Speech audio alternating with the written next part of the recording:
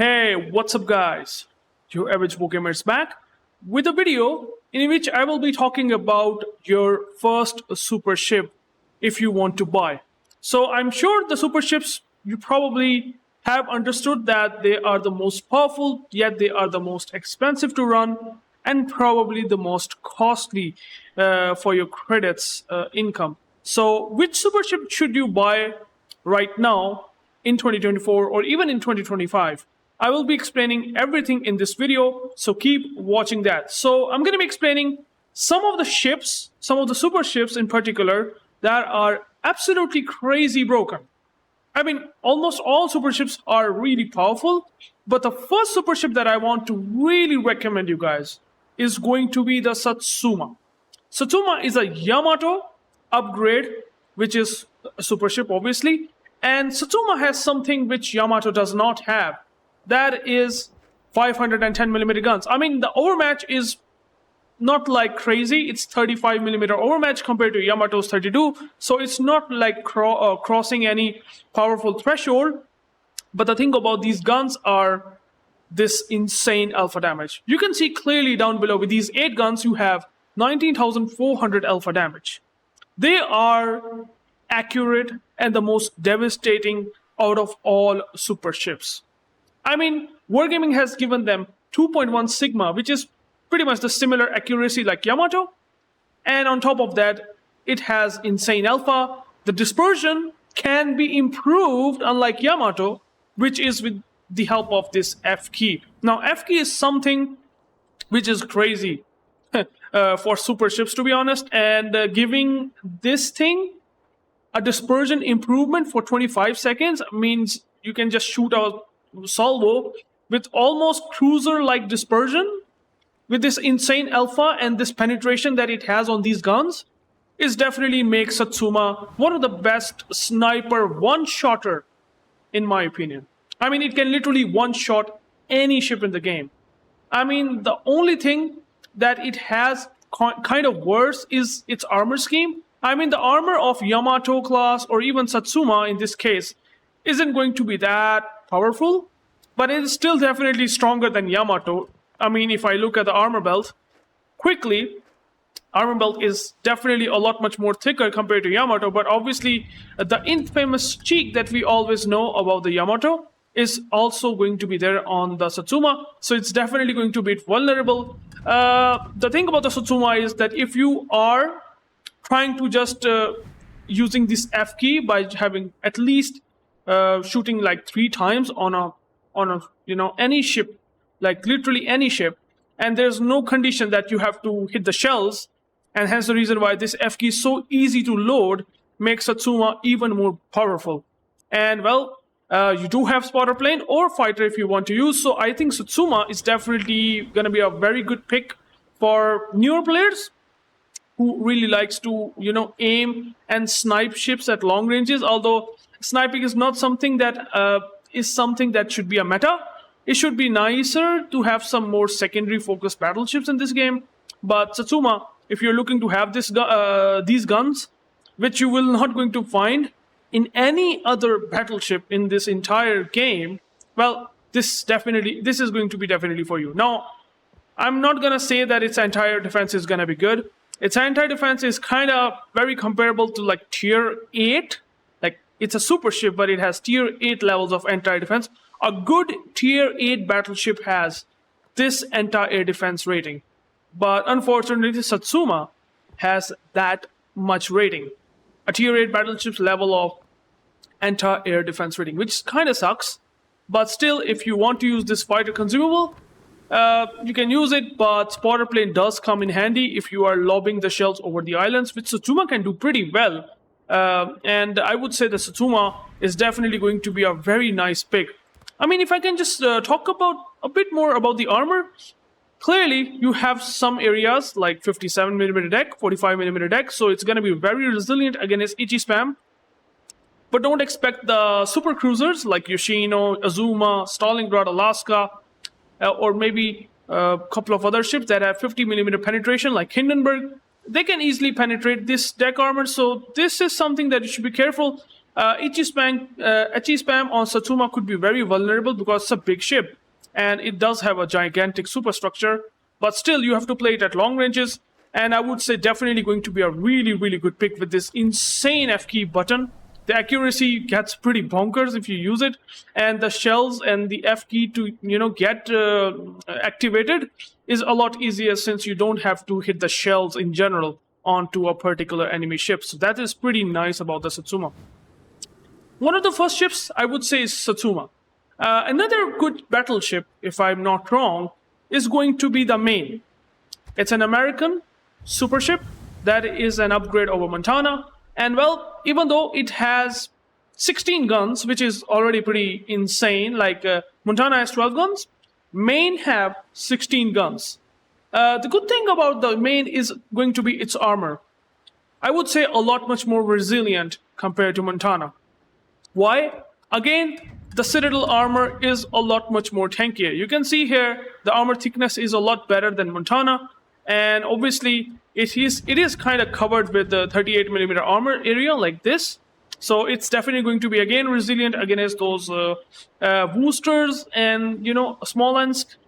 A lot of shells will shatter. The light cruiser shell will literally going to shatter. Destroyers will shatter as well with their HE shells.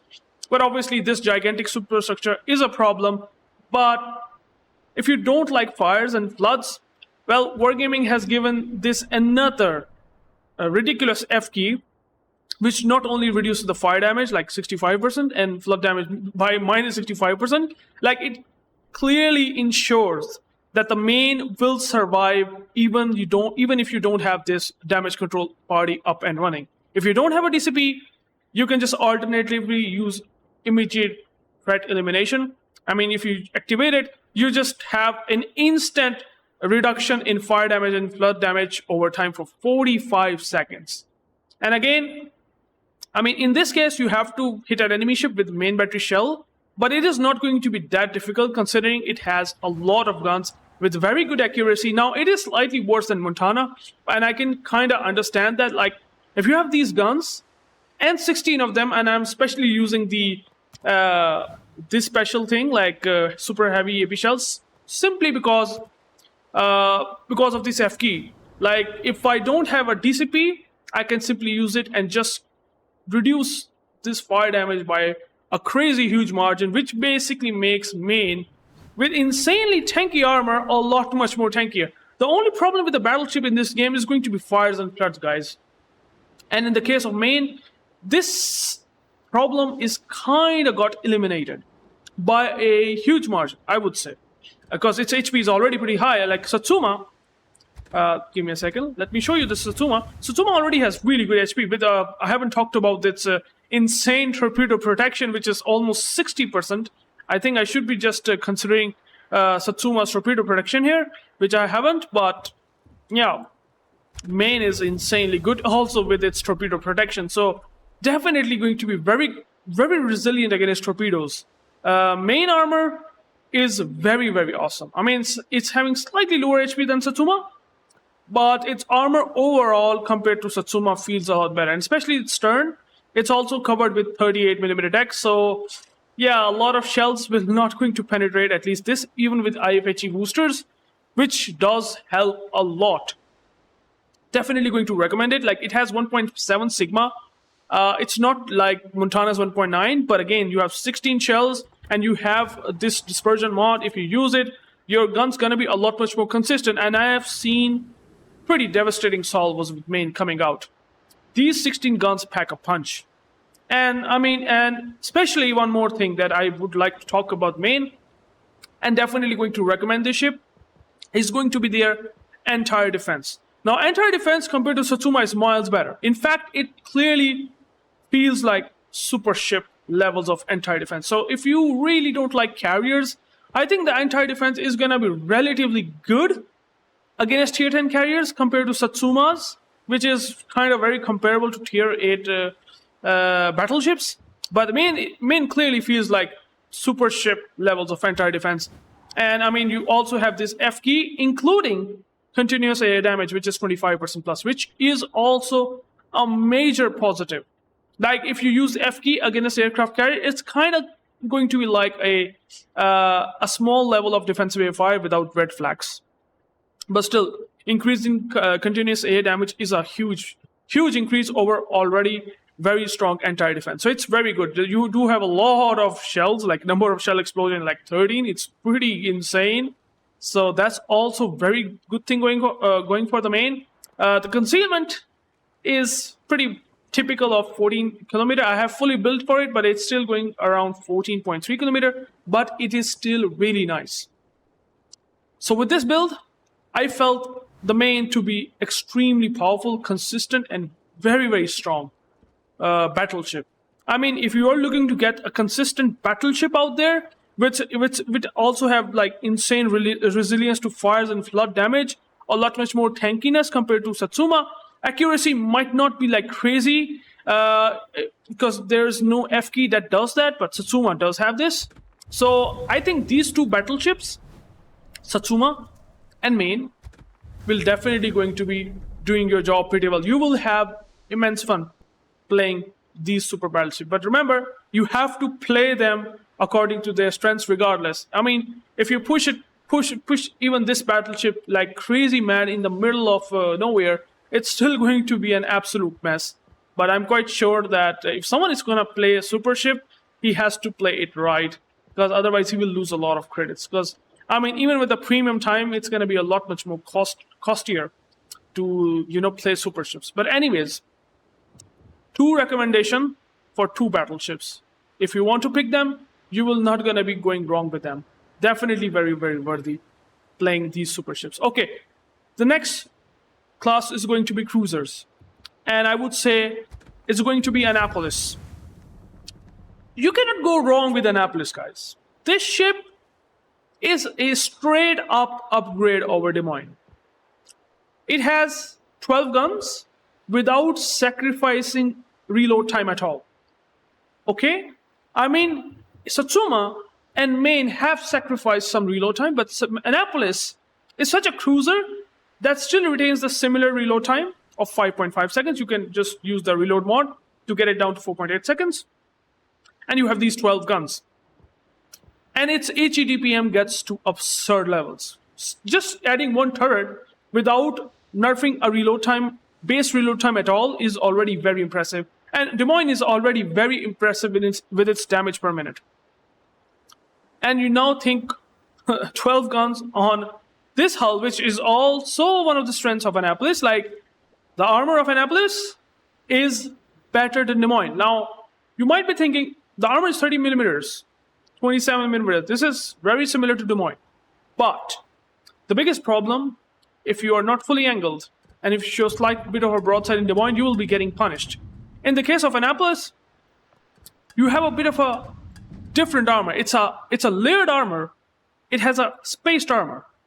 And what that kind of does, it gives a lot of room from getting citadels. Like, you won't be getting citadel that often in Annapolis. I have tried multiple times at angles. Like, it's not like relatively sharp angle, but at angles I shot the guns, I only get penetrations. No citadels. Otherwise, a Des Moines would have been taken massive damage with citadel damage. Annapolis just completely gets away with this spaced armor. So a lot of the shells is going to penetrate this armor belt, and then they just completely gone right while not touching that much onto this torpedo bulkhead. Like, they will just completely not able to fully penetrate to that. Like, they just completely go like poof. They just didn't able to get to or catch to that citadel level armor for some reason. This space armor is that powerful in this game. So this thing really makes Annapolis really strong and resilient against citadels. And you already have insane DPM, okay? And if you really want to just get a Halsey, which I would highly recommend, a Halsey captain on Annapolis, and using Confederate on it, you just know what's going to happen. It's just going to be a what do I call it? I would simply call it like a chain machine gun. It's going to be simply like that. It's going to have insane reload time, which is already pretty good, combined with the AR effect, if you ask me. The gun range is 16.2 kilometer, You use this cruiser like around the islands as cover. You do have pretty much a standard radar. Now, I would say the radar having a decent action time. I think the Des Moines radar got nerfed as well. If I can show you quickly, I just checked the numbers and I find out that Annapolis and Des Moines radar is actually the same. I don't remember, but they have nerfed the Des Moines, or I think it's the Cleveland that they have nerfed the radar of. But still, I mean, even though the Des Moines and Annapolis have similar radar action time, but again, the HP pool is slightly better. The guns are a lot better, and then compared to Des Moines, you have an F key. Again, these all super ships that I'm recommending you, most likely going to have an F key. And Annapolis F key is also really powerful. I mean, you have 3 shots that you can, shoot in between 1.32 seconds. So like in between 4 and 5 seconds, you can have 3 bursts on a single target quickly. And I mean, its AP is already very much good against cruisers. So you can imagine how good it is when you are trying to push around the island as cover and just shoot all that burst fire on a single target. So you can do that. And if you are very low in HP, this burst fire can also come in handy. When you shoot them, you just disengage and you can just deal significant damage. Most likely going to get a fire. Like if you can just shoot 3 of these salvos, there's a very good chance that you will have a permanent fire on a ship that you are firing at. So again, this thing is really a game changer. And I mean, in close brawls, it's going to be even more fantastic to use. So that's why Annapolis is really powerful. Your gun DPM is unmatched, unrivaled compared to all cruisers right now in the game, like Superships. All Superships does not even come close to what Annapolis can bring. And then you have this F key with 3 bursts. Again, pretty insane, powerful cruiser that you will not going to get wrong by purchasing it. So Annapolis, I have talked about its HP. I mean, I have buffed HP with Survivability Expert. Torpedo protection not be something that you should be really, expecting. It's a cruiser. It could be better, but still, I would say it's sort of respectable. But again, just like Maine, all these American cruisers have really good, or at least American battleship, at least at super ship level, have really good anti-defense. You will start to see if you use defensive AFR. Don't use Hydro. If you use defensive AFR with this defensive AA defense rating, I can guarantee you one thing. If you don't like carriers, well, they will definitely not going to like you as well. Why? With defensive AA and this AA defense rating, you can simply shred down planes like crazy. Like even Malta, which having a lot of plane reserve, will definitely going to feel hurt by just dropping Annapolis alone. And then you do have a lot of shell explosions, so a lot of average and above average players might simply take these flags and take massive damage, so there's also a good chance of that. So Annapolis feels really good with their anti-defense, especially with defensive AFR. I think this is really good thing about the Annapolis, on top of already good guns and an F key that I'm talking about. Another thing that is good is concealment. 10.9 versus 11 kilometer concealment on Des Moines and Annapolis, so it's pretty much feels similar. The maneuverability is also feeling very similar, but Annapolis definitely feels like a super ship compared to Des Moines. Like, it feels like a tier 10 to tier 11 upgrade for 100% sure. Even tier 12 upgrade, to be honest. Like, it feels like tier 12. There are ships like, for example, Novosibirsk that I don't like. It does not have F key. Its armor could be slightly better, sure, but it's not really interesting. Annapolis is definitely way above than many other cruisers, like Clausewitz, for example, Novosibirsk, for example. Edgar could be a good, decent contender, but it also have an F key. But there's also one more ship, cruiser, that I would recommend on top of Edgar as well, and that is going to be Conde. This ship is an insane long-range farmer. Annapolis is a really powerful mid-range farmer, but the Conde brings absolute insanity at long ranges. It has insane HE alpha damage with 22% fire chance with these 12 guns. Okay, the shell's going to be very easy. At long ranges, it could be a bit arky, but again, a lot better to shoot and aim compared to Annapolis shells. Like at long ranges, Annapolis shell will be a lot much more archy and difficult to aim. Conde will be a lot much more easier. The range is slightly better than Henry IV. Henry IV is a tier 10 French cruiser, so I'm going to be sort of comparing it to that. HP pool with Philippe Bonio. I mean, Philippe Bonio is an amazing captain. I mean, it's a must in Conde. If you have a Conde and if you like this ship, I mean, Philippe Bonio is a no-brainer. I mean, if you get 2 million potential, you will get an extra 8% speed on top of already insanely good speed that it has, which I can show you 36.2 knots. And 20% engine boost will increase it to 42 or 43 knots. And it can get up to like 45 and 46 knots with a Bonio perk kicking in.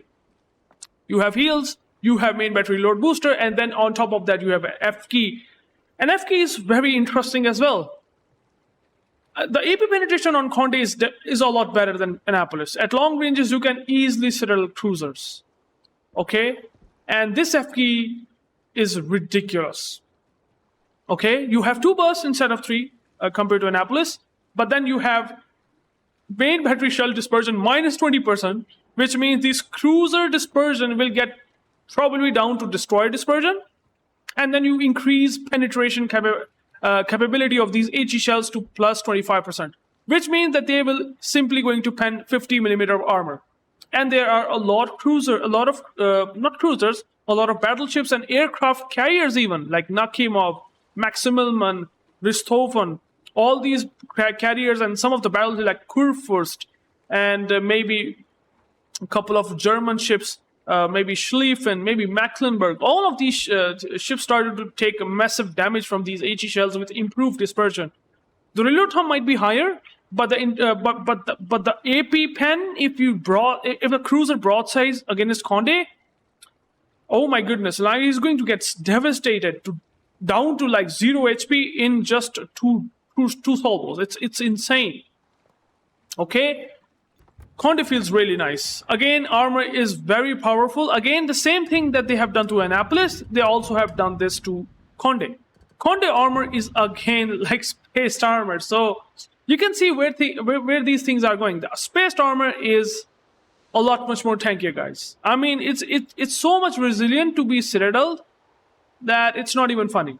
So this armor is again better than Henry IV. Henry IV takes a lot much more citadels. But in the case of Conde, because of this spaced armor, you will be a lot much more resilient to take citadel damage. So again, same bullshit armor like what they have done to Annapolis, just to make super ship a lot much more impactful and powerful. And it is definitely powerful.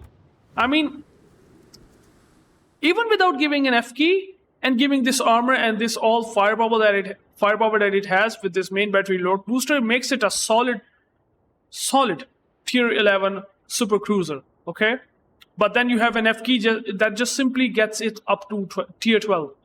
For example, like Annapolis, it's also feels like tier 12 with F key. Conde also feels like that. So like you could just go around, disengage, and just shoot those 2 salvos, and you just maybe even disengage. You are basically concealed, and then you shoot these salvos on a broadside cruiser that does not know that you just popped up into the middle of nowhere. You will just completely dev-strike him. So Conde is an absolute beast, guys. It's a no-brainer. The 2 super ships like Satsuma and Maine, and the super cruisers like Annapolis and Conde are clearly way overtuned at their tiers, like at tier 11, compared to all the other ships. Like, I don't want to talk about Dalarna, Patri, Piemonte is not even something that I want to talk. But when I talk about Satsuma, Maine, Annapolis and Conde, and even sometimes Edgar, because Edgar is also a very, very nice pick, but I would still say try to pick these cruisers or battleship first, because they are, in my opinion, a worthy super ships and a lot much more, way more powerful than I can think of. Okay, so that's basically what I really recommend for cruisers and battleships. Let's talk about destroyers, because there are some destroyers that I would definitely going to recommend you for sure. And one of them is going to be the Yamagiri. I have made a video on Yamagiri some time ago. And Yamagiri is a straight up straight up better Shimakaze. Way much better Shimakaze, guys. It's definitely a lot much more powerful than any other torpedo boat destroyer in this entire game. Okay, talk about the HP pool. 5,000 HP higher than Shimakaze is 21,000, okay? 5,000 HP higher in a destroyer, torpedo boat destroyer, that is a massive advantage. No matter what, 5,000 HP basically means if you may be remaining on 1,000 HP, or you will be remaining by like 2,000 or 3,000 HP, that is because of this increased survivability. And you have it on Yamagiri is awesome. And then you have these guns, 6 of them. The reload time is slightly better compared to the Shimakaze, okay? And then on top of that, again, for some reason, they are obsessed with giving another burst fire, or I would call it F key for this Yamagiri. And man, oh man, the Shimakaze's biggest weakness is those guns does not like those are really punchy. Like the HE Alpha is some of the highest, but still your reload time is so slow in Shimakaze that you feel sort of underwhelming in firepower compared to many other gunboat destroyers. But then in the case of Yamagiri, you have the similar concealment, 5.6 kilometer, but then you have you have an access to F key with 3 salvos to throw at destroyer is a huge advantage, guys. You just burst on a destroyer that got spotted, you smoke up, you burst him with 3 salvos, and you just literally chunk him for half HP if you're able to land all 18 shells for some good reasons. This is a huge advantage, guys. This is something that Yamagiri would dream of, but the Shimakaze would dream of, but Yamagiri gets it. And it's getting it in a super destroyer at tier 11. Unfortunately, Shimakaze sort of really hard power crept by these Yamagiri. F key. And also one more thing that is very good about the Yamagiri are these torpedoes. Now it has access to 2 types of torpedoes, okay? One are pretty normal, like in the middle of the game, you can either just access these normal 12 kilometer torpedoes, or if you just find out a carrier that is like 20, not even 20, like 15 kilometers away, and you want to send that torpedoes, like he's very stationary and you are expecting him not to basically move around at all, these torpedoes are very handy. So alternate torpedoes, they have given them that name, and it is really nice. I mean, against very heavy, chunky battleship like Hanover, it's going to be very difficult to dodge even these alternate torpedoes, even though their detection is 2.5 kilometer. But you used to dream like Shimakaze having this 2 types of torpedo sets at the same time, but Yamagiri has it in its arsenal. In reality, makes Yamagiri amazing. Like you have these 2 sets. Like sometimes you want in a Shimakaze to have this alternate torpedoes, but you can't have it because you have this set ready for that battle. But in the case of Yamagiri, you have both of them at the same time. So you can top the carriers at long ranges or top battleships that are running away and maybe get a perma flood by hitting them maybe on the bow or stern is a huge advantage. Okay, the only thing that I kind of really despise about the Yamagiri and I don't like is that the anti-air defense is kind of very negligible in terms of its improvement. It's actually pretty terrible. I would say it's pretty trash. So, I mean, even tier 8 carriers like Shokaku or Lexington or any other carrier at tier 8, we're simply going to just drop you to oblivion. Like, they will still going to have very easy time because it is a tier 7 or tier 6 levels of anti-defense at super ship level. So it's pretty terrible that you can now expect not to work around against carriers with this entire defense. So it's unfortunate. Torpedoes are really good.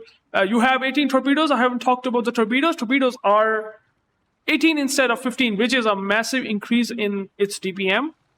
And then you have 2 sets of torpedoes, like normal and alternate torpedoes, which I have already talked about. Your speed is insanely good, slightly better than Shimakaze, if I'm not wrong. I could be wrong in this, but it's definitely very good in terms of speed, like 41.5 knots with the speed flag. Yeah, it has like 0.5 knots higher speed than Shimakaze. Still a massive improvement.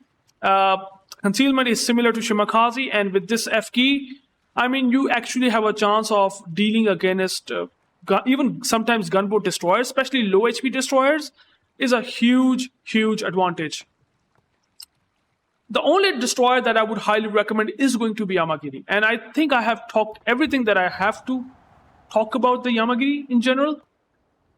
And this is really good destroyer, man. I mean, there are so many good picks that Yamagiri, I would still say Yamagiri is still better. Like, there are some good picks. Like, for example, I want to talk about Kunming. Now, Kunming is something which, if you bought the Yamagiri, is a good pick. I'm just going to briefly summarize it. It's like having those deep water torpedoes. Again, instead of 10 torpedoes that you find on Yuyang, now you have 15 torpedoes, which is really nice.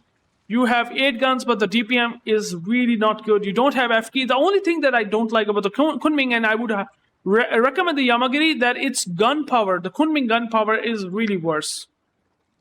It's not an upgrade to Yuyang. The only thing that is a straight up upgrade to Yuyang is going to be the deep water torpedoes.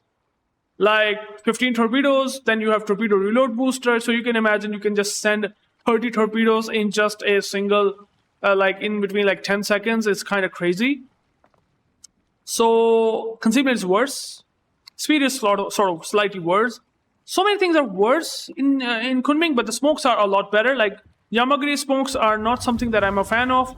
Kunming has better smokes. But again, if you are looking to get that single supership destroyer, torpedo boat destroyer, Yamagiri is a lot better than the Kunming. Absolutely. So it's definitely going to be worthy if you're going to pick Yamagiri. Now, I just want to end the discussion with this video now, because I might be able to just talk about the carriers in a separate video, maybe some other ships in a separate video, but these 5 ships are something that you should be considering if you are a new player. And if you're really looking to get a super ship, because they are expensive, first is going to be Yamagiri. If you are a torpedo boat destroyer lover, Satsuma, you can't go wrong with it. Maine, Annapolis, as well as Conde. These 5 ships are must have in your port for a super ship player. Absolutely worth it. Please let me know in the comments, what do you think? And I will catch you guys into the next video, guys. Peace out.